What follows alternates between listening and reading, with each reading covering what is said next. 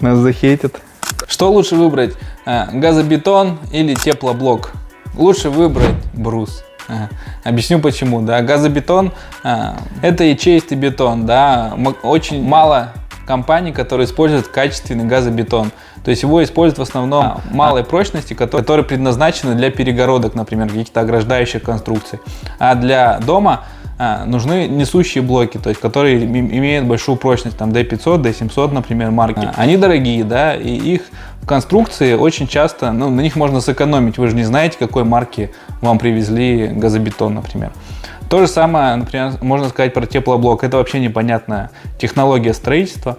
Там используется бетон ячеистый. Сразу же впритык установлен пеноплекс или пенопласт. Чаще всего это горючий материал. Для жилых домов его использовать категорически нельзя.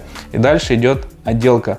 Тоже, например, какой-нибудь кусочек там ячеистого бетона с отделкой там какой-нибудь там плиткой. Конструкция на самом деле очень плохая, потому что ни пенопласт, ни пеноплекс не пропускает никакую влагу.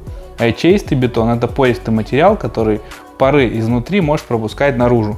То есть, представьте, у вас пар изнутри идет, проникает через ячеистый бетон и упирается в пенопласт. Точка росы в пенопласте, соответственно, там начинает эта влага замерзать. И со временем у вас наружная вот эта отделка, она просто отпадет, потому что вода расширяется при замерзании и начинает все ломать, выдавливать все, что есть. То есть наружная отделка отпадет.